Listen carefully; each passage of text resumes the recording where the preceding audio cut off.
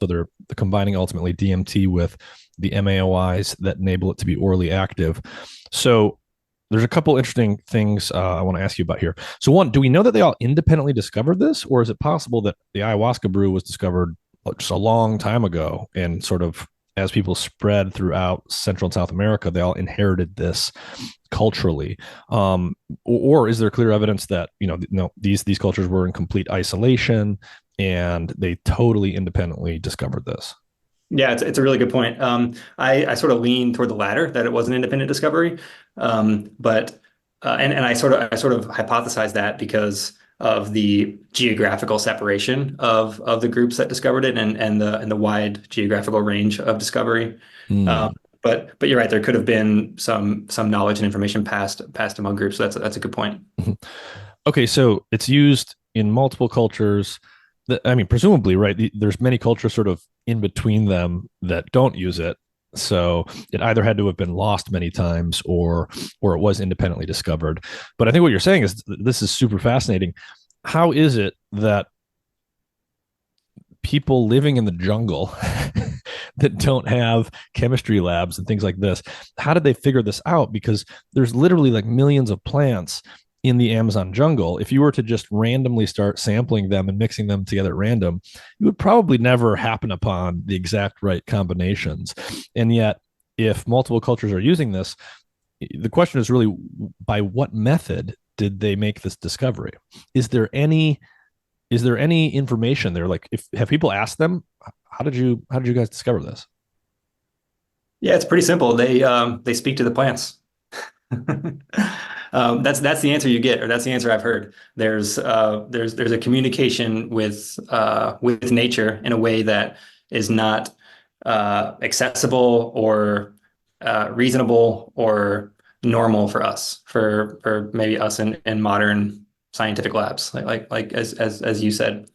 And there's I'm not sure if you've read much into the ethnobotany of this, but or if your listeners have, but there's Richard Evans Schultes was kind of the father of ethnobotany, and he talked about how this is one of the greatest mysteries of ethnobotany, how this discovery was made amongst some of the greatest botanical diversity in the world. And one of his students, Wade Davis, was a person who kind of carried on that legacy of Schultes. And Wade Davis has written a few books that are just fascinating, and I'd recommend others to check out some of his work.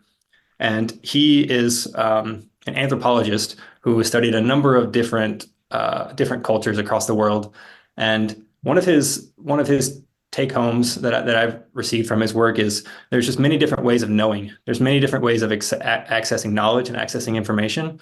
And he talks about Polynesians who are able to navigate by the stars and by measuring the size of the waves, or the pattern of the ocean, in ways that is just unfathomable to sort of modern seafarers, I suppose, and many different other observations of accessing knowledge via ways that are sort of difficult for us to understand. So that's sort of my hypothesis with these indigenous cultures in South America. They may have some relationship with nature that is sort of beyond our capacity to understand, and that may have allowed them to make this discovery. But that's about all I can say about that.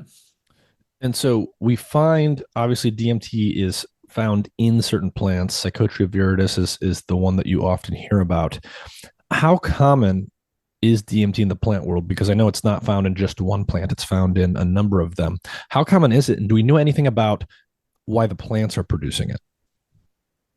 Yeah, I think that would be such a cool study to do, is to do a really thorough investigation of maybe not even just individual plants, but like large families of plants. And let's find out how many of them actually do contain DMT. Because the general notion is that people say that DMT is in everything. They say that, I've heard Dennis McKenna say this.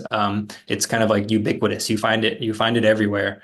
And from my reading and my understanding, I generally say it's found in hundreds, if not thousands, of species of plants. I think there's research to say it's in the hundreds of plants range. But there hasn't been a thorough investigation to actually document how many plants are actually producing it, and other details about why or where those plants are producing it. Yeah. I mean, the default for me when I think about these things is in the cases where we sort of do know why a plant is producing something that is psychoactive in a human being, more often than not, it's a defensive function. So everything from nicotine to caffeine are produced in parts of the plants as insecticides, and these things are typically very bitter tasting alkaloids or similar compounds, and they do something like that. They dissuade herbivores from eating the plant, or they literally kill insects. Right. Yeah. Yeah. A defense mechanism is a pretty valid hypothesis, I would say, and I think that's even come up with psilocybin and different fungi. Why do fungi produce psilocybin? It likely a defense mechanism. Another interesting thing about DMT in plants is that it's a metabolite of one of the most important and widely functional hormones in plants, and that's auxin or indole acetic acid. And Mm. indole acetic acid in plants is kind of like serotonin in mammals. It does everything. It's like it's involved in every process, and it's very it's very important. And DMT is a primary metabolite of that.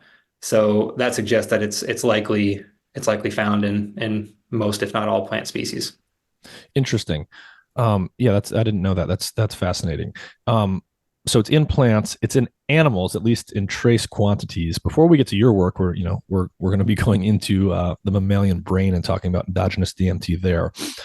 Was it found at what we would think of as significant or potentially biologically functional levels in any animal tissue in historical research?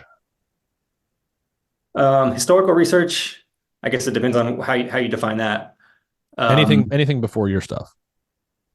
Yeah, there was at least one paper that showed that DMT was present in the rodent brain at concentrations that are pretty close to serotonin and dopamine. Yeah, and that paper was done in the lab that I worked in. It was published right before I joined the lab. Got it. Okay. Oh, I didn't actually know it was the same lab.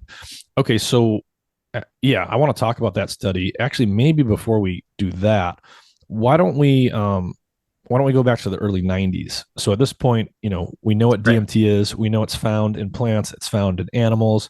We know it's part of the ayahuasca brew. It can be rendered orally active. We know that it can be injected, and you can hallucinate on it.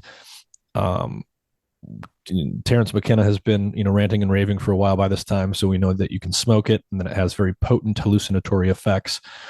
When did Rick Strassman start researching it, and can you summarize that body of work for people? Hmm. Yeah, there's a little bit we skipped to that I think is important to touch on leading up to Strassman's work. Um, so after it was discovered that DMT was an endogenous compound in human bodily fluids, and Stephen Sara started administering it to himself and others intramuscularly, showing that it had hallucinogenic effects, this theory arose that perhaps if DMT is endogenous and it causes hallucinations, perhaps it's causing psychotic disorders or schizophrenic type hallucinations. And Mm. it was actually labeled as a schizotoxin. So that was a hypothesis that was investigated pretty extensively between I'd say about 1960 and leading up to Strassman's work in the late 80s, early 90s. And Stephen Barker, who's kind of one of the godfathers of DMT research, published a really nice review on that. And he looked at all of the studies, and I think it's about 65 studies that had confirmed DMT in bodily fluids in humans, and looking at a comparison of psychotic versus non-psychotic patients and whether there's any kind of correlations or relationships between DMT levels and occurrences of schizophrenic type symptoms.